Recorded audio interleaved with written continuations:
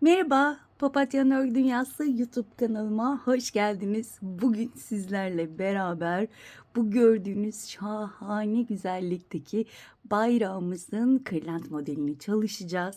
Şöyle arkalı önlü göstermek istiyorum. Ay yıldızlı Türk bayrağı motif olarak da düşünmüştüm ama kırlentte çok güzel oldu. Ben bütün aşamalarını sizlere göstereceğim. Sizler ister bu güzel bayrağın motifini yapabilirsiniz. İsterseniz benim gibi bu şekilde kırlent yapabilirsiniz arkadaşlar. Ben yine bunu oğlumun arabanın arkasına camına koyması için yaptım. Gerçekten benim için de bunu örmek ve oğlumun da arabasında bulundurması gerçekten benim için gurur verici. Bu şablonu ilk gördüğümde gerçekten çok heyecanlandım. Yapabilir miyim diye uzun uzun düşündüm. Çünkü karesi oldukça büyük. Zaten bu videoda oldukça uzun bir video oldu ama çok içime sinerek çok keyifle ördüm. Bir saate geçti zannedersem video ama gerçekten çok içime sinerek ördüğüm videolardan biri oldu. Ve arkadaşlar hemen iplerimden bahsetmek istiyorum. Ben Nako Elite Baby ip kullandım. Sizler istediğiniz tür ipliklerle rahatlıkla yapabilirsiniz. Özellikle makrome iplerle de çok güzel ve daha da büyük olur. Arkadaşlar böyle şöyle bir şablonum var. Ama bu şablonu ben çok çizdiğim için bunu değil. Daha temizini ben ekrana koyacağım. Hatta şu anda da koymuş olabilirim. Ekran kaydı alabilirsiniz. Ekran kaydı alamazsanız Papatyanın Örgü Dünyası Instagram hesabımda öne çıkanlar bölümünde şablonlar bölümü var. Hemen oraya tıklıyorsunuz. İstediğiniz bütün şablonlar oradan ekran kaydı alabilirsiniz.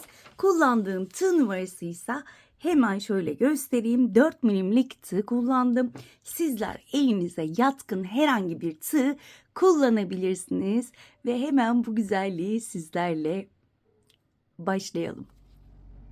Evet arkadaşlar, öncelikle ipime bir düğüm atıyorum ve zincir çekiyorum. 1 2 3 4 5 toplamda 48 tane zincir çekip dönüyorum. 48 zincirimi çektim. Şöyle tırnağımla tutuyorum en son çektiğim zinciri. Bir tane zincir çekiyorum ve tırnağımla tuttuğum zincire batarak şöyle sık iğneler yapıyorum. Toplamda 48 tane sık iğnem olması gerekiyor arkadaşlar. Zincir sırasını saymıyorum. Bu sırayı ben bir sıra olarak sayıyorum. Bu şekilde sıra sonuna kadar devam edelim. Evet arkadaşlar, son 48. sık iğnemi yapıyorum ve bu birinci sırayı bitiriyorum. Bir zincir çektim, modeli çevirdim, dibine batarak başlıyorum ve birkaç sıra sayalım, eksilme arttırma olmasın diye. Toplamda 48 tane sık iğne yapıyorum. Kaç sıra? Toplamda 10 sıra. Zincir sırasını saymıyorum. Şu an ikinci sıradayım. Bu şekilde git gel yöntemiyle sık iğne yapacağım. Toplamda 10 sıra örüp hemen dönüyorum. Evet arkadaşlar, ben 10. sıramı bitiriyorum. Şöyle hemen göstermek istiyorum. Toplamda 10 sıra sık iğnemi ördüm. Hemen şablonumu önüme alıyorum. Çünkü gerçekten zor değil ama şöyle önümde bakarak saymak istiyorum. Diğer şablonlarım da gözüktü. Şöyle hemen önüme bakarak saymak istiyorum. Ben şöyle üzerlerine kare yapmak istediğim için kaç tane sık iğne ile başlayacağımı ve kaç tane sık iğne ile bitireceğimi, buralarda ne kadar sık iğneler var onları tek tek ben sayıp yazdım arkadaşlar, kafam karışmasın ve sizin karşınızda tek tek saymayayım diye ben yazı olarak geçtim. Şimdi bir zincir çekiyorum, dönüyorum, hemen şuraya bakıyorum. Bakın ilk sıram benim kaç? 25 tane sık iğne yapacağım kırmızıyla. Şimdi ben böyle sık iğnelerimi 24 tane yapıyorum. 25. de burada olacağım. Evet, şu anda 24. sık iğnedeyim. 25.yi yapıyorum. İlmeklerimi alıyorum ama kapatmıyorum. Şöyle beyaz ipimi alıyorum. Bu beyaz ipi ben 2 kat yaptım ki biraz dolgun görünsün istiyorum beyaz. Şöyle içten kırmızılar çok belli olsun istemediğim için 2 kat yaptım ama sizler tek kat yapabilirsiniz. Bunda hiçbir mahsur yok. Hemen bakın. Şöyle kırmızıyı kremle beyazla kapattım. Hep kremle ördüğüm için krem arada dersem kusura bakmayın lütfen. Hiç beyazla bugüne kadar çok bir şey örmedim. O yüzden hep krem demek istiyorum. O yüzden arada dersem kusura bakmayın. Evet, sabitledim beyaz ipimi. Şöyle arkada bakın hem kırmızıyı hem de beyazın artık ipini de yürüteceğim. Ve toplamda 8 tane sık iğne yapacağım arkadaşlar. Beyazla 2 3 4 5 6 7 8.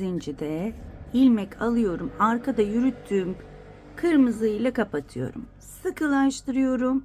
Daha sonra bakın buraya yazmışım zaten. Hemen gözlüklerimi takmam lazım. Evet, 15. Hemen buraya şöyle ipi artık yürütmeme gerek yok. Beyaz ipi de yürütmüyorum. Şöyle beyaz ipimi bıraktım ve 15 tane kırmızıyla sık iğnemi yapıyorum arkadaşlar. Sıra sonuna kadar. Evet, son olarak 15.yi yapıyorum. Bir zincir çekiyorum ve çeviriyorum. Burası bizim örgümüzün ön yüzü. Şöyle şurada hemen artık ipimizi kesebiliriz. Ben şu an şey bulamadım makası ama birazdan keserim. Şimdi burada 13 tane arkadaşlar sık iğne yapıyorum. Bir zincir çektim. Tek tek sık iğnelere batarak 13 tane sık iğne yapalım. 12 tane yaptım. 13. ilmeği alıyorum. Bakın burası ters taraf olduğu için öne alıyorum ilmeğimi. Ve hemen şöyle çok fazla ipimi germeden beyazla kapatıyorum. Kırmızı ipimi şu şekilde önden yürüteceğiz. Arkada bir problem olmasın diye. Ve bu şekilde beyazla sık iğnelerimi yapacağım. Kaç tane? 2, 4, 6, 8, 10, 12 tane arkadaşlar. 12 tane beyazla örüyoruz sık iğnelerimizi. Şöyle tek tek sık iğnelerime batarak 12 tane. Evet, 11.deyim. 12.de yine rengimi değiştireceğim. Beyazı öne aldım. Kırmızıyla kapatıyorum ve beyaz ipimi yine burada bırakıyorum. Örmüyorum. Ve sıra sonuna kadar devam ediyorum. Burada kaç sıramız olacak? 23 sıra sonuna kadar kırmızıyla örüp dönüyorum. Evet, 23 tane sık iğnemi yaptım. Bir zincir çekiyorum ve çeviriyorum. Şimdi arkadaşlar yine bir zincir çekip hemen dibine batarak başladım. Bu sırada 22 tane sık iğne yapıp kırmızıyla dönüyorum. Evet. 22 tane kırmızıyla ördüm. Şöyle hemen 21 ördüm. 22. de hemen ipimi değiştiriyorum. Burası ön taraf olduğu için bakın arkada gizliyorum ve kırmızıyı arkada yürütüyorum. Burada 14 tane beyazla sık iğne öreceğiz arkadaşlar. 1 2 3 bu şekilde 14 tane beyazla örüp dönüyorum. 13 14.'yü yine şöyle kırmızıyla kapattım. Beyaz ipimi bırakıyorum ve burada toplamda hemen bakıyorum 12 tane kırmızıyla. Evet, 12 tane. 1 2 3, 12 tane sık iğnemi yapıp hemen dönüyorum. Evet, 12.yi yaptım. Bir zincir çektim. Modelimi çevirdim. Hemen dibine batıyorum ve dönüşte 10 tane sık iğne yapıyorum arkadaşlar. 10 tane. 10 tane sık iğnemi yapıp dönüyorum. Evet, 10'uncudayım. Hemen 10'uncuda rengimi değiştiriyorum. Beyaza geçtim. Çok sıkılaştırmıyorum. Hemen şöyle önden iplerimi de yürüterek birinci sık iğnemi yaptım ve yanlış olmasın diye tekrar saymak istiyorum. 2, 4, 6, 8, 10 tane beyazla örüyorum. 2, 3. Bakın iplerimi önde yürütüyorum. 3 oldu. 10 tane örüp dönüyorum. Şu an 10. sık iğnedeyim. Hemen şöyle arkadayız. Evet, o yüzden hemen arkaya alıyorum. Şöyle tekrar bakacağım. Ön arka şu anda karıştırdım. Evet, arkaya alacağım. Şöyle ipimi kırmızıyla kapatacağım. İpimi şöyle sıkıştıracağım. Daha sonra 6 tane kırmızıyla 1, 2, 3, 4,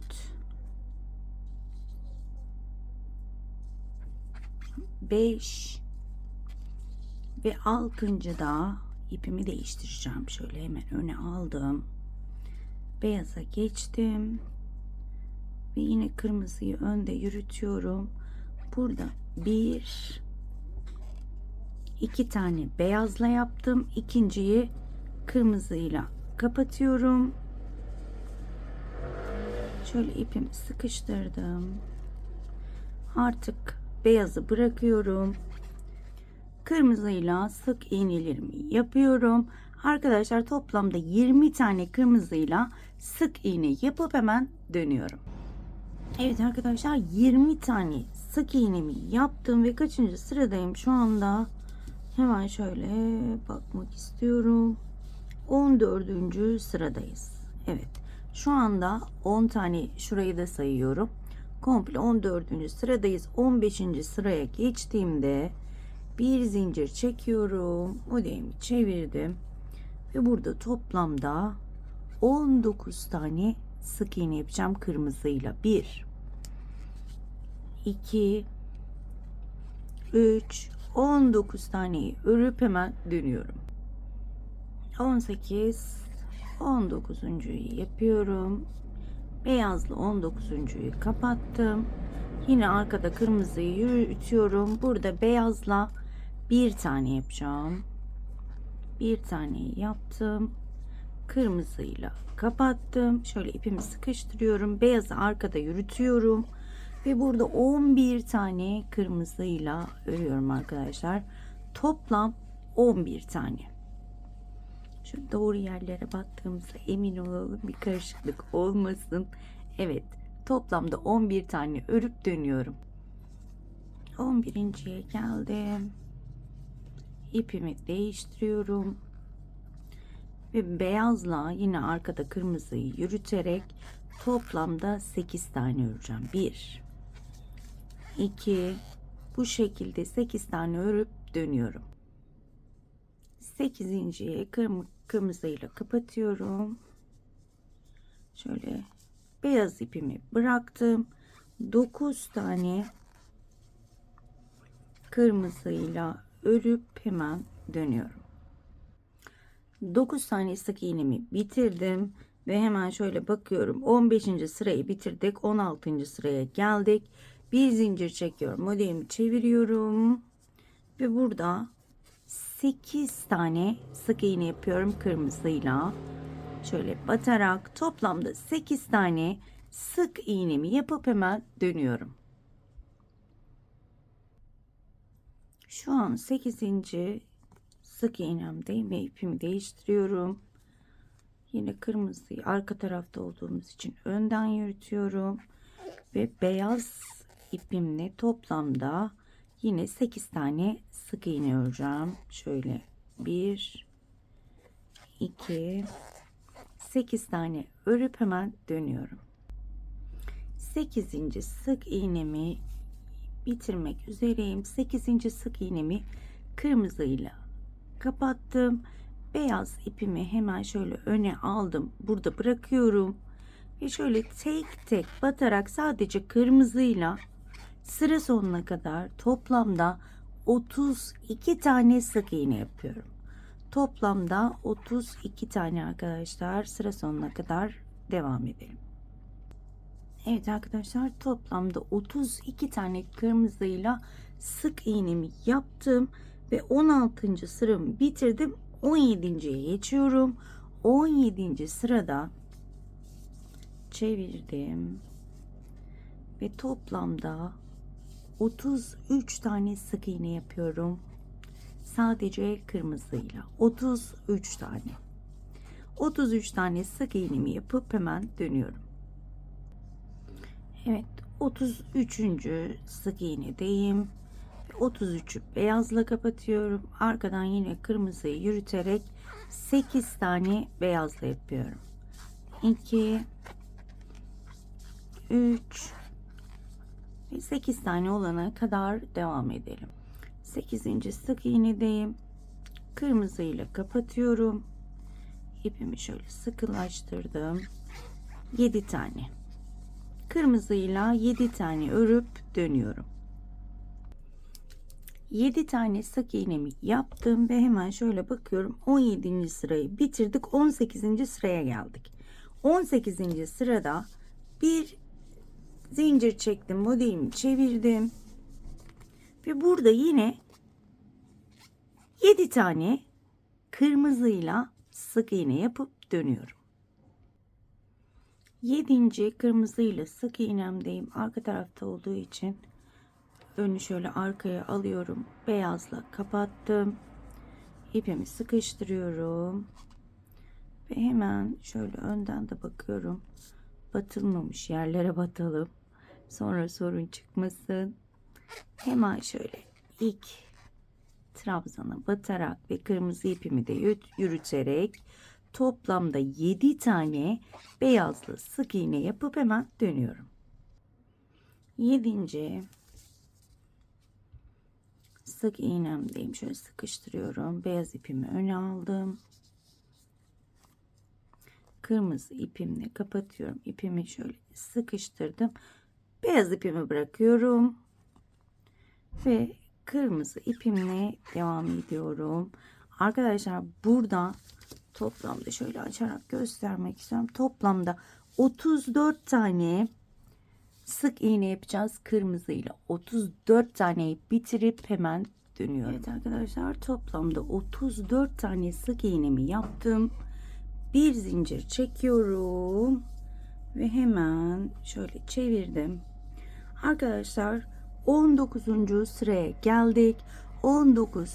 sırada 6 tane sık iğne yapıyorum. Burayı kesmek istemiyorum. Şöyle 3 4 5 6.'ya geldiğimde başka bir beyaz ip alıyorum. Çünkü ara mesafe çok ve ortada beyaz ip yürütmek istemediğim için yıldızı başka bir iple yapacağım. Diğerini uzatarak yaptım ve ortalarda beyaz ip göründü ve çok da hoşuma gitmedi. Hemen diğerini de göstereceğim şimdi. Şöyle bir bağlayayım önce şunu. Şöyle hemen göstermek istiyorum. Bakın, beyaz ipler aralarında belli oluyor. Şöyle git gel yaptığım için çok hoşlanmadım. Ama siz ip koparmak istemiyorum derseniz benim gibi böyle git gel yöntemiyle yapabilirsiniz. Hemen şöyle beyazla kaç tane yapıyoruz? Bir tane yapıyorum. Bir tane yaptığım için ilmek aldım. Diğer şu iki ilmeği kırmızıyla kapattım. Ve toplamda yine beyazı arkada yürüterek 7 tane kırmızıyla 3 oldu.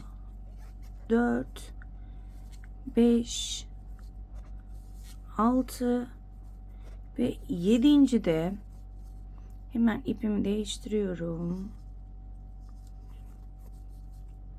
Yine buraya bir tane beyazla yapıyorum.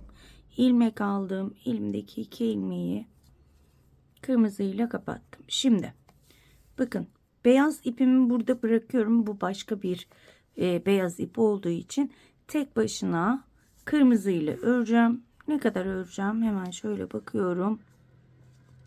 Şöyle 19 tane. 19 tane bu şekilde örüp hemen dönüyorum. Kırmızıyla 19 tane örelim. Evet, 19.dayım. Hemen buradaki beyazı alıyorum. Beyazla kapattım. Kırmızıyı arkada yürütüyorum. Ve 8 tane beyaz. 2 3 5 tane örüp dönüyorum. 8. beyazdayım. Kırmızıyla 8.yi kapattım ve burada hemen şöyle bakıyorum. 6 tane öreceğiz kırmızıyla. Evet arkadaşlar, 6 tane sık iğnemi yaptım ve şu anda 20. sıraya geldik. 20. sırada bir zincir çekiyorum. Modelimi çevirdim. Çünkü gördüğünüz gibi beyaz iplerim ayrı ayrı. Şöyle şu kırmızı ipimi alayım, karışmasın iplerim. Yine hemen dibine batıyorum. 6 tane kırmızıyla sık iğne yapıyorum. Şöyle 2 3 4 5 6. da hemen ipimi değiştiriyorum. Yine kırmızıyı önde yürüteceğim. Ve burada 7 tane sık iğnem olacak. Beyazla 7 tane sık iğnemi örüp hemen dönüyorum. 7. beyazda sık iğnedeyim. Öne alıyorum. Kırmızıyla kapatıyorum. Beyazımı burada bıraktım. Ve tek tek yine sık iğnelere batarak toplamda hemen şöyle bakıyorum, 21 tane kırmızıyla 2 3 4 21 tane kırmızıyla yapıp hemen dönüyorum. Evet arkadaşlar, 21 tane sık iğnemi yaptım.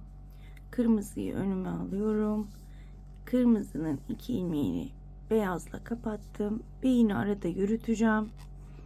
Şöyle bakıyorum batmadığım yerlere. 2 tane beyaz. İkinci beyazı kırmızıyla kapatacağım. Yine beyazı altta yürütüyorum. Ve burada 1 2 3 taneydi sanırım. Evet, 3 tane kırmızı yapıyorum. Ve hemen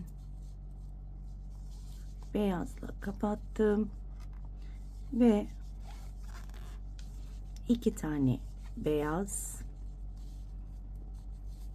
kırmızıyla kapatıyorum. Beyaz ipimi burada bıraktım. Şöyle sıkıştıralım da biraz. Evet. Şunu da şöyle koydum. Ve burada kırmızıyla hemen bakıyorum. Kırmızıyla burada 7 tane örüp hemen dönüyorum arkadaşlar. 7 tane kırmızıyla. 20. sırayı bitirdik. 7 tane sık iğnemi yaptım. Bir zincir çevirdim. Evet, çevirdim. Burada yine bir zincir çekip dibine batıyorum. 7 tane sık iğne yapıyorum arkadaşlar kırmızıyla. 3 4 5 6 ve 7. 7. de burası ön olduğu için ipi arkaya bırakıyorum. Beyazla kapattım. Beyazla arkada kırmızı ipi yürüterek toplamda 7 tane beyazla sık iğne yapıp dönüyorum arkadaşlar. 7 tane olacak. 7. sık iğnemi bitirmek üzereyim. 7. sık iğneyi kırmızı ile kapatıyorum. Krem ipimi artık burada bırakıyorum. Diğer krem ipim şurada, onunla devam edeceğim. Artık bunu altta yürütmüyorum. Bunu bıraktım ve Şöyle tek tek batarak yine 21 tane kırmızıyla arkadaşlar. 21 tane kırmızıyla sık iğne yapıp dönüyorum. 21. sık iğnedeyim. Hemen ipimi değiştiriyorum. Beyaz ipimle kapattım. Kırmızı da alttan yürütüyorum. 7 tane beyaz ipimle örüp dönüyorum. 7 tane beyaz iple. 7.deyim ve 7. beyaz sık iğnemi kırmızı ile kapattım. Beyaz ipimi bıraktım ve 6 tane kırmızıyla sık iğne örüp dönüyorum. Evet arkadaşlar, 6 tane sık iğnemi bitirdim ve gördüğünüz gibi zaten ortaya çıkıyor ay ve yıldızımız. Evet. Şimdi kaçıncı sıradayız? Şu anda 22. sıraya geldik arkadaşlar. Bir zincir çektim. Şöyle modelimi çevireyim. Burada 5 tane sık iğnem var kırmızıyla. 2 3 4 5. Kırmızıyı öne aldım. Şöyle beyazla kapatıyorum.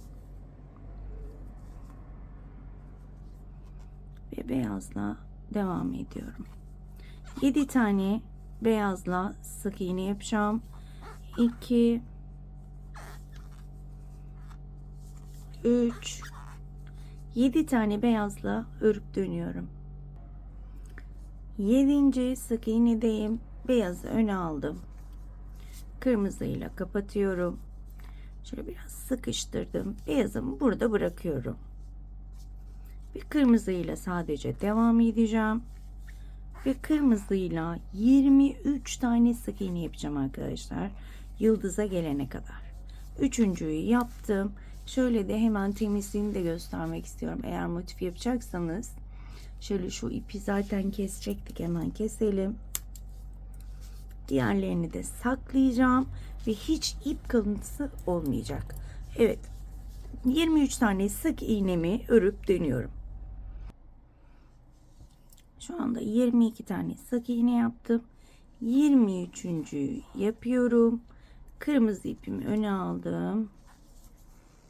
Beyaz ipimle kapatıyorum ve beyaz ipimle şöyle baktığımda 2 4 5 tane arkadaşlar. Şöyle hemen şurada bazen ben şaşırıyorum. Hemen itiraf etmek istiyorum. Şöyle bazen ileriden batıyorum. O yüzden bir de önden bakmak istiyorum. İpimi de şöyle biraz çekiştiriyorum. Çok da çekiştirmeyin. Güzel bir görüntü olmayacaktır. 2 3 4 5. de yine ipimi değiştiriyorum. Beyaz ipimi burada bırakıyorum. Şöyle bir sıkıştıralım. Şöyle bir kaç tane yapıyormuşuz burada? Burada yine yazmamışım. Bakar mısınız? Şöyle hemen bakıyorum. 1 2 3 4 5 6 7 8 tane arkadaşlar yapıp dönüyorum. Evet. Şöyle göstermek istiyorum. 8 tane sık iğnemi yaptım. Bir zincir çekiyorum. Şu anda 23. sıraya geçtik. Burada yine 8 tane sık iğnem var. 8 tane kırmızıyla sık iğne yapıp dönüyorum. Kırmızı ile 8. sık iğnedeyim. Hemen beyaz ipimi aldım. Kırmızıyı kapattım. Yine kırmızıyı arkada yürütüyorum. Ve 5 tane 1 2 3 4 5. de rengimi değiştiriyorum. Beyaz ipimi burada bırakıyorum. Ve kırmızıyla tek başına toplamda 23 tane, şuraya gelene kadar 23 tane sık iğne yapıp hemen dönüyorum. 23. sık iğnedeyim. 23. sık iğneyi beyazla kapatıyorum. Ve yine burada 1 2 3 4 5 6 ve 7.'yi kırmızıyla kapatıyorum ve 5 tane ipimi, beyaz ipimi burada bıraktım ve 5 tane kırmızıyla sık iğne yapıp dönüyorum. Evet, 5 tane sık iğnemi yaptım. İplerim birazcık karışmış. Hemen onları açıyorum. Bir zincir çektim, çevirdim ve burada yine 5 tane kırmızıyla sık iğne yapıyorum. 24. sıraya geldik. 24. sırada 5 tane sık iğnemi yapıyorum. 5. de ipimi değiştirdim. Beyazı aldım. Beyazla 5. ilmeklerimi kapatıyorum ve burada hemen bakıyorum bir yanlışlık olmasın. 22, 4, 6, 7 tane sık iğnemi yapıyorum beyazla ve dönüyorum. 7 tane. 7 tane sık iğnemi yaptım ve kırmızı ipimi alıyorum. Kırmızı ipimle kapattım. Burada krem ipimi bırakıyorum. Birazcık karıştı şöyle. Evet, beyaz ipimi bıraktım. Burada arkadaşlar 22 tane sadece kırmızıyla sık iğne yapıp geliyorum. 22 tane. Evet arkadaşlar, 22. kırmızıda sık iğnedeyim ve 22. ilmeği beyazla kapatıyorum. Hemen şöyle kırmızıyı da arada yürüteceğim ve beyazda toplamda 7 tane. Şu an yıldızın üzerindeyiz. 7 tane sık iğne yapıp dönüyorum. Beyazla 7. sık iğnedeyim. Beyaz ipimi bırakıyorum. Kırmızıyla kapattım. Beyaz ipimi şöyle bir sıkıştırmak istiyorum. Çok bol gibi geldi. Daha sonra hemen şöyle 7 tane kırmızıyla sık iğne yapıp hemen dönüyorum. Evet arkadaşlar, 7 tane sık iğnemi bitirdim. Bir zincir çektim. Şöyle biraz da göstermek istiyorum. Nereye kadar ilerledik. Gördüğünüz gibi ağır ağır ortaya çıkıyor. Gerçekten çok güzel oldu bence. Bilmiyorum sizler ne düşünüyorsunuz. Hemen bakıyorum. 25. sırada 5 tane kırmızıyla sık iğne yapıyorum. 2 3 4 5.'yi beyaz. Şöyle beyazla kapatıyorum. Ve burada beyazla toplamda 11 tane öreceğim arkadaşlar. 11 tane beyazla örüp dönüyorum. Evet arkadaşlar, beyazda 11. sık iğnedeyim. Bu 11. sık iğnemi kırmızıyla kapattım. Şöyle bir göstermek istiyorum. Yıldızımız ortaya çıkıyor. Bir kırmızıyla aya gelene kadar, beyazlara gelene kadar toplamda 20 tane sık iğne yapıp dönüyorum. 20 tane. Evet, 20. sık iğnedeyim. Hemen 20. sık iğneyi beyazla kapattım. Ve yine kırmızıyı yürüterek toplamda 7 tane beyazla öreceğim. 2 3 4 5 6 ve 7. 7.'yi kırmızıyla kapattım. Beyaz ipimi bıraktım ve 5 tane kırmızıyla örüp dönüyorum. Evet arkadaşlar, 5 tane sık iğnemi yaptım. Bir zincir çekiyorum ve şöyle bir göstermek istiyorum. Az önce yanlış söyleyebilirim. 25 demişimdir umarım. Şu anda çünkü 26. sıraya geldik. 26. sırada yine bir zincir çekmiştim. Yine 5 tane sık iğnem var. 1 2 3 4 5. de rengimi değiştiriyorum. Kırmızıyı şöyle öne alıyorum. Biliyorsunuz arka tarafta arkadan, ön taraftan arka taraftan önden alıyoruz ipleri. Ön tarafa geçtiğimizde arkadan saklıyoruz. Beyazla 7 tane örüp dönüyorum. 7. sık iğnedeyim. Beyazı öne alıyorum. Kırmızıyla kapatıyorum. Beyaz ipimi sıkılaştırdım ve beyaz ipimi burada bıraktım ve toplamda kırmızıyla 24 tane sık iğne yapıyorum.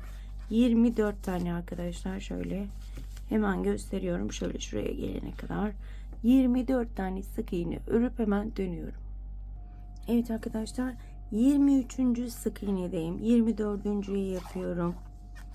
24. de kırmızıyı öne aldım. Beyazı aldım. Beyazla burada sadece 3 tane yapacağız. Bir, bu iplik niye ötüyor bilmiyorum.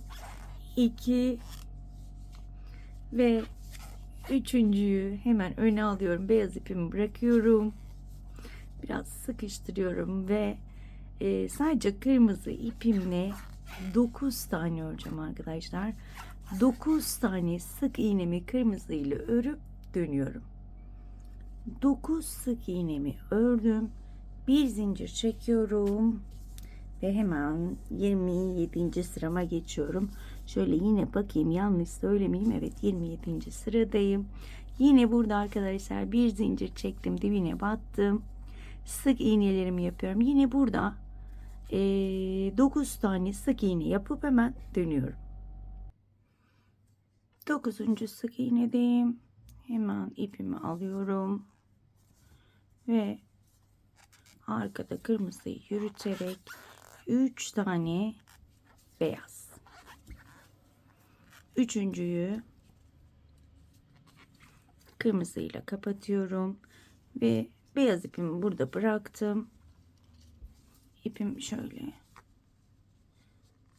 sıkıştırıyorum ve yine arkadaşlar kırmızıyla şöyle tekrar kontrol ediyorum. Evet, 24 tane. 24 tane kırmızıyla şöyle hemen bakıyoruz. Şöyle yine aya gelene kadar şuraya 24 tane örüp dönüyorum. 24. sık iğnedeyim. Rengimi değiştiriyorum. 7 tane beyaz örüp hemen dönüyorum. 7 tane beyazla sık iğne yaptım. 7. sık iğnemi kırmızıyla kapattım. Beyaz ipimi burada bıraktım ve son olarak 5 tane sık iğne yapıp kırmızıyla dönüyorum. 5 tane sık iğnemi yaptım. Bir zincir çektim. Modelimi çevirdim. Hemen dibine batıyorum ve burada ilk sık iğnemi yaptım. 2 3 4 5 ve şöyle yapmak istiyorum. Şu beyazı üste alayım. 6. 6. da hemen rengimi değiştiriyorum. Beyazla devam ediyorum. Yine kırmızı ipimi yürütüyorum. Yine burada beyazla 7 tane örüp dönüyorum arkadaşlar. Beyaz ipimi öne aldım ve burada kırmızıyla tek başına yine toplamda 24 tane sık iğne örüp dönüyorum arkadaşlar. 24 tane kırmızıyla tek başına yıldızın üzerine gelene kadar devam edelim. 23 tane ördüm. 24. sık iğnemi yapıyorum ve 24.'yü beyazla kapattım. Yine şöyle kırmızıyı öne alıyorum. Beyazla sadece bir tane yapıyorum. Beyazı öne aldım. Burada bıraktım. Bir tane beyazla yapmış oldum. Ve toplamda 10 tane sık iğne yapıyorum. Bu kaçıncı sıramızda arkadaşlar? Bu 28. sıra olması lazım. Evet, 28. sırayı 10 tane sık iğne ile bitiriyorum. Evet, hemen şöyle göstermek istiyorum. Tersinden de 10 tane sık iğnemi bitirdim. 29. sıraya geçtik. Yine 10 tane bir zincir çekip dibine batarak 10 tane sık iğne yapıyorum arkadaşlar. Kırmızıyla 10 tane sık iğne yapıp hemen dönüyorum. 10. sık iğnedeyim. Hemen ipimi değiştiriyorum. Burada yine bir tane beyazım var. Beyazın tepesine battım. İlmek aldım. Beyazı bıraktım. Kırmızıyla kapattım. Artık buradaki beyazla işimiz bitti. Çünkü yıldızımızı tamamladık. Şimdi burada kırmızıyla yine aya gelene kadar 24 tane sık iğne öreceğim arkadaşlar. Şöyle de göstermek istiyorum. Buradaki beyaz ipi kesip saklayabilirsiniz. Artık onunla işimiz kalmadı.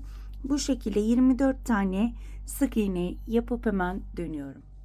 Evet arkadaşlar, 24. sık iğnedeyim ve yine ipimi değiştiriyorum. Kırmızı ipimi altta yürüterek toplamda beyazla yine 7 tane sık iğne örüp hemen dönüyorum. 7. sık iğnedeyim. Kırmızıyla kapatıyorum. Beyaz ipimi bıraktım.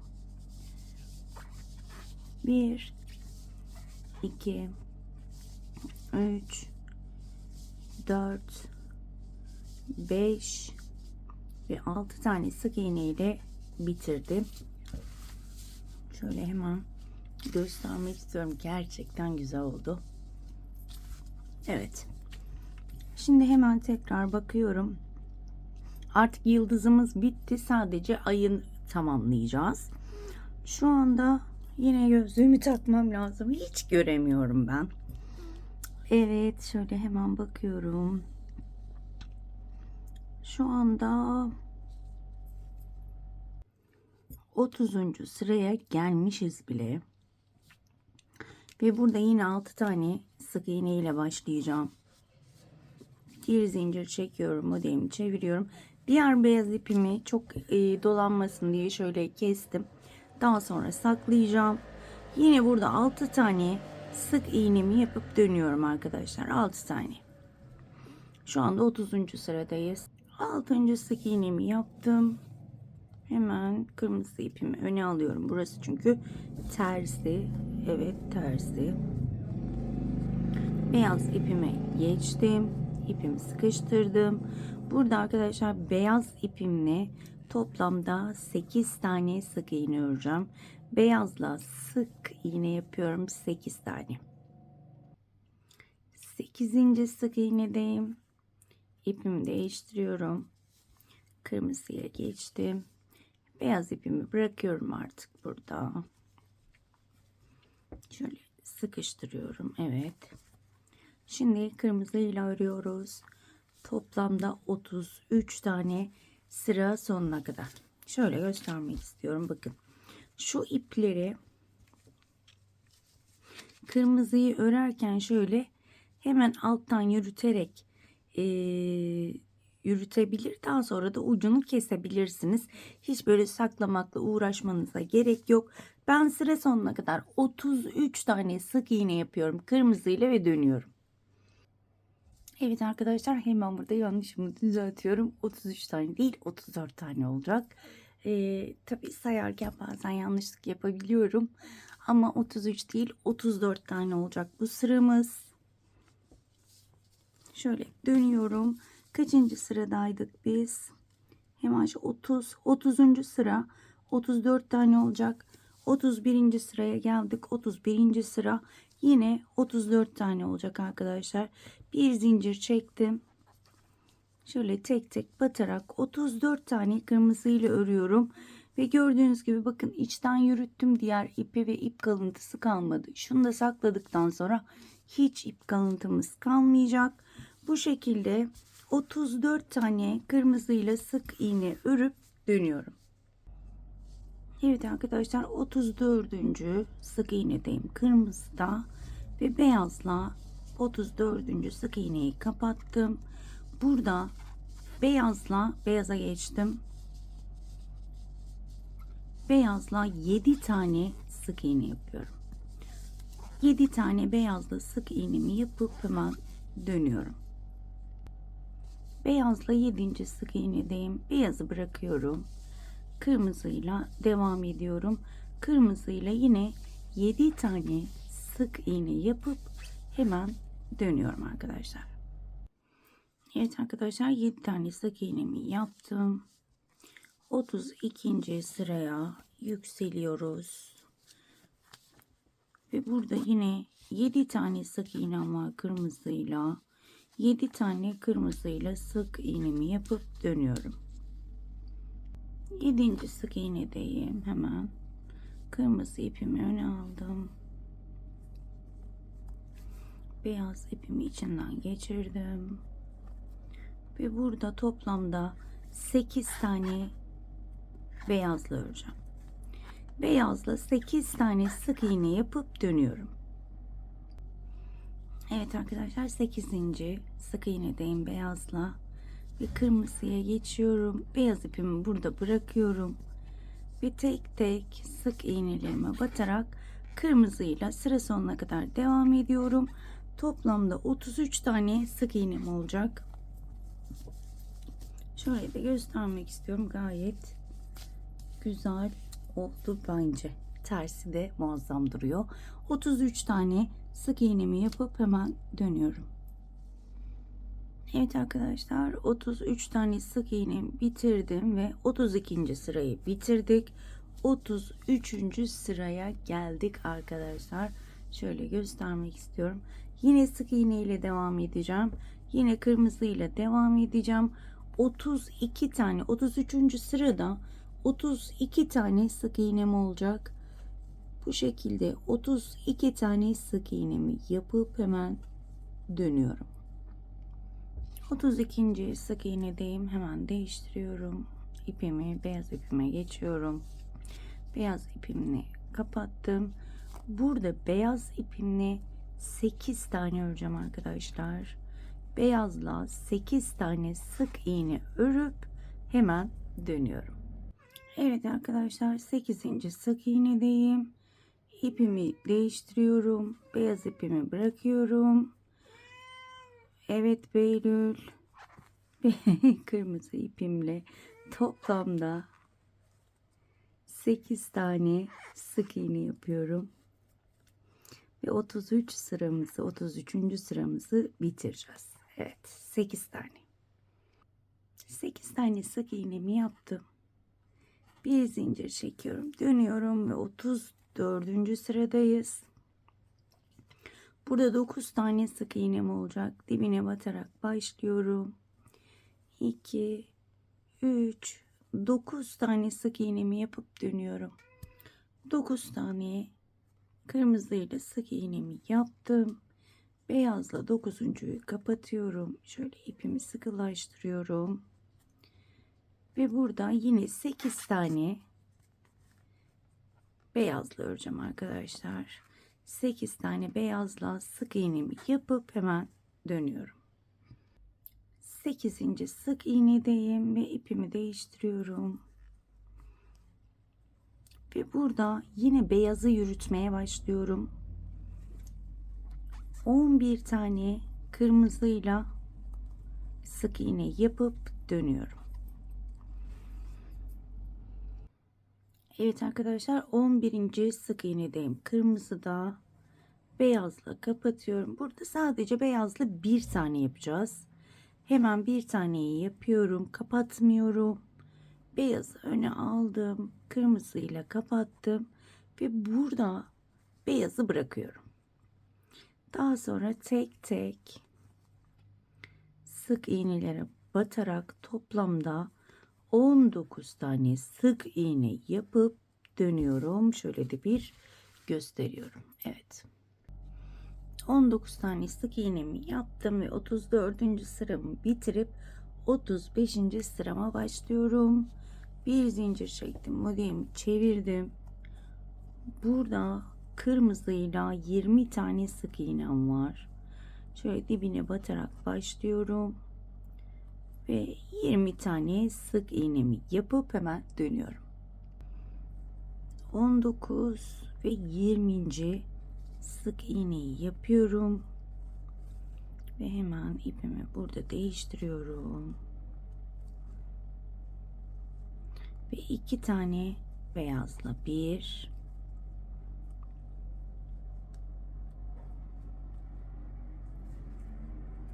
2, ikinciyi şöyle kırmızıyla kapatıyorum ve hemen şaşırmamak adına şöyle sayıyorum: 2, 4, 6 tane kırmızıyla örüyorum. 6 tane kırmızıyı örüp dönüyorum. 6. sık iğneyi beyazla hemen değiştiriyorum. Şöyle yürütmemişim, söker yine yürütürüm onu, ama burayı göstereyim. Şöyle batıyorum ve arkadaşlar beyaz sık iğneleri burada 35. sırada 10 tane yapacağız. Şöyle göstermek istiyorum. Burada 10 tane beyazla sık iğneyi örüp dönüyorum. 10. sık iğnedeyim ve hemen kırmızıya geçiyorum. Beyazı burada bıraktım. Hemen burada tek tek batıyorum ve burada 10 tane sık iğne yapacağım kırmızıyla. 10 tane sık iğnemi yaptım. Şu anda hemen bakıyorum. 36. sıraya geldik. Bir zincir çekiyorum. Modeli çevirdim. Burada arkadaşlar 11 tane sık iğnem var. 11 tane sık iğnemi yapıp hemen dönüyorum. 11. sık iğnedeyim. Kırmızıyı öne aldım. Beyazla 11. sık iğneyi kapatıyorum. Şöyle sıkıştıralım. Ve beyazla 15 tane. Tekrar saymak istiyorum. Evet, doğru saymışım. 15 tane beyazla yapıyorum. 15. de dönüyorum. Evet arkadaşlar, 15. sık iğnedeyim. Yine şöyle sıkıştırıyorum. Kırmızıyla kapattım. Beyaz ipimi bırakıyorum. Ve kırmızıyla tek başına toplamda 22 tane sık iğne örüp dönüyorum. Toplamda 22 tane kırmızıyla tek başına örüp dönüyorum. Evet arkadaşlar, 22 tane sık iğnemi yaptım. 36. sırayı bitirdik. 37. sıraya geliyoruz. Bir zincir çektim. Modelimi çevirdim. Ve burada 23 tane sık iğne yapıyorum. Yine kırmızıyla. Evet, 3, 4, bu şekilde 23 tane sık iğnemi yapıp dönüyorum. 23. sık iğnedeyim. Şöyle göstermek istiyorum. Hemen beyaz ipime geçtim. Beyaz ipim yetmeyecek diye korktum ama sanırım yetecek. Beyazla devam ediyorum. Beyazla kaç tane yapacağız? Toplamda 12 tane arkadaşlar. Zaten gördüğünüz gibi ortaya çıktı modelimiz. 2. sık iğnedeyim. 12 tane sık iğnemi yapıp hemen dönüyorum. 12. sık iğnedeyim. Kırmızıyla kapatıyorum. Beyaz ipimi bırakıyorum ve 13 tane kırmızı yaparak devam ediyorum. 13 tane kırmızı. 13 tane sık iğnemi yaptım ve 38. sıramızı bitirdik. 39. sırada çeviriyorum ve 39. sırada kırmızıyla 15 tane ile başlıyorum. 2, 3, bu şekilde 15 tane örüp dönüyorum. 15. sık iğnemi beyazla kapatıyorum ve burada beyazla 8 tane öreceğim. 1, 2, 8 tane örüp hemen dönüyorum. 7. sık iğnemi bitirdim. Pardon, 8. sık iğnemi bitirdim. 8'i kırmızı ile kapattım ve tek tek trabzan tepelerine batarak toplamda 25 tane sık iğne yapıyorum. 25 tane. Evet, 25. sık iğnemi yapıyorum. Bir zincir çektim. Ve şu anda 39. sıradayım. Beyaz ipim zaten bitmiş. O kadar ayarlar gibi sarmışım ki ikisini. Şu kadar kaldı. Şöyle uzunca kesiyorum. Ve hemen şöyle artık ay yıldızımızı tamamladık. Başta biliyorsunuz ki 10 sıra örmüştük. Şimdi yine 10 sıra hiç araya beyaz katmadan kırmızıyla sık iğne yapacağız. Git gel yöntemiyle. Onu uzun uzun göstermeme gerek yok. Eminim ki baştan biliyorsunuz zaten. Başta 10 sıra yapmıştık. Aynı şekilde her bir sık iğneye bir sık iğne yaparak, bakın burada da hemen şu beyaza şunu getirip şöyle arada saklayabilirsiniz. Hiç sonradan saklama gibi bir şeyiniz de olmaz. Yorulmayız. Böyle kısacık kısacık diyorlar da vermek hoşuma gidiyor aslında. Bu şekilde 10 sıra örelim. Daha sonra devam edeceğiz. Evet, şöyle bu güzelliği göstermek istiyorum. Evet. Evet arkadaşlar, ben 10 sıra boyunca ördüm ve şunun güzelliğine bakar mısınız? Gerçekten çok güzel oldu. Bunu motif olarak da kullanabilirsiniz. Benim yapacağım gibi kırlent de yapabilirsiniz. Siz ne isterseniz onu yapabilirsiniz. Tabii ki hemen arkasını çevirmek istiyorum. Kesinlikle ip kalıntısı yok ve tersi de gayet temiz arkadaşlar. Şöyle tekrar çeviriyorum. Diğerini de örmüştüm ama birlikte ördüğümüz bence daha güzel oldu. Çünkü bunda beyaz ipleri şuradan geçirdiğim için bu biraz sert oldu ama diğeri o kadar güzel oldu ki gerçekten ben içime sindi. Hemen bunun birleştirmesini yapalım. Biliyorum çok video uzadı ama yapacak bir şey yok. Evet. Şöyle diğerini kesmemiştim ben zaten. Hemen ondan başlayacağım. Önce sık iğne ile birleştirmeyi düşünüyorum. Bakın artık ipleri de şöyle içine sokarak yapacağım. Hemen şöyle ilk trabzanlardan başlıyorum. Şöyle burası açılmaması için bir tane daha yapıyorum. Ve daha sonra şöyle net miyiz acaba? Bakın batacağımız yerler belli zaten. Bakın karşılıklı. Şöyle bakın delikleri görüyorsunuz zaten. Birer tane sık iğne yapıyorum. Karşılıklı batıyorum. Bakın iki tarafı da düzü dışarı bakacak şekilde yerleştirdim. Gördüğünüz gibi.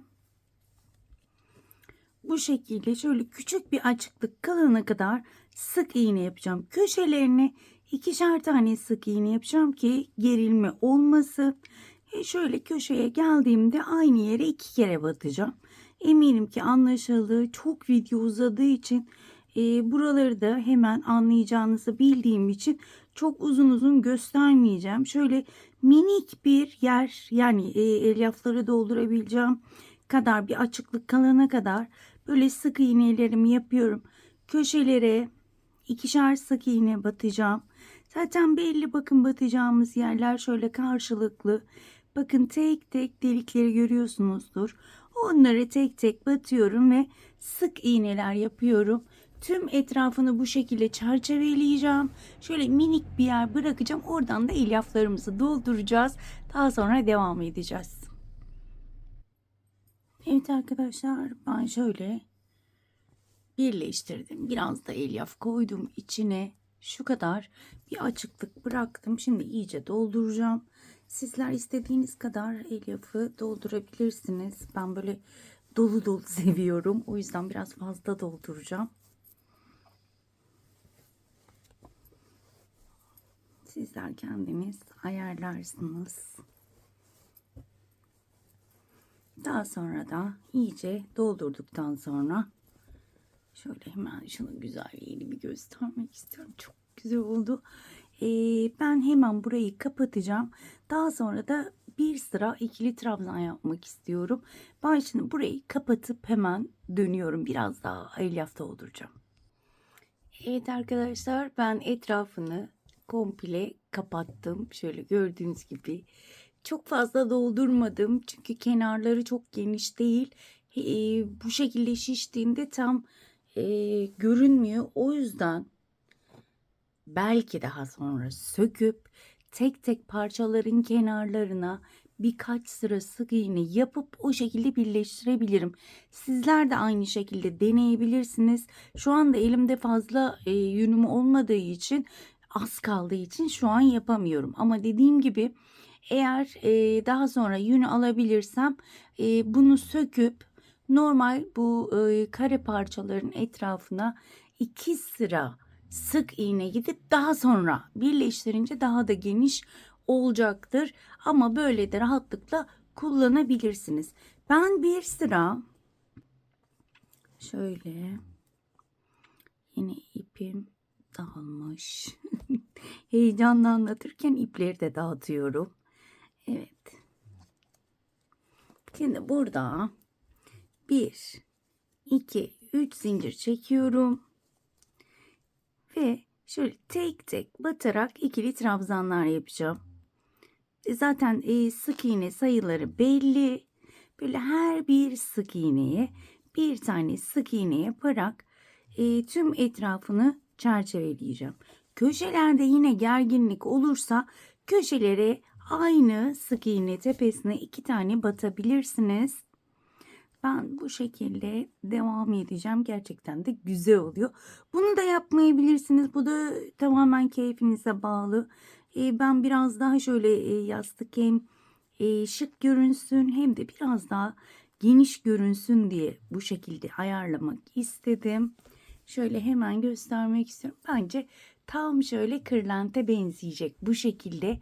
Dediğim gibi arkadaşlar, etrafını ikili trabzan. Tek ikili trabzan yetmedi. Üstüne bir sıra daha yapabilirsiniz. Bu kenarlarınla oynamak tamamen size bağlı. Ben etrafını bir sıra örüp hemen dönüyorum.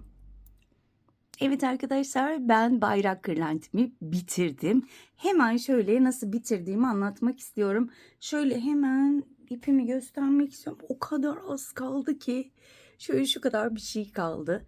Bir tane yumaktan. O yüzden ben az önce size bahsettiğim gibi kenarını söktüm.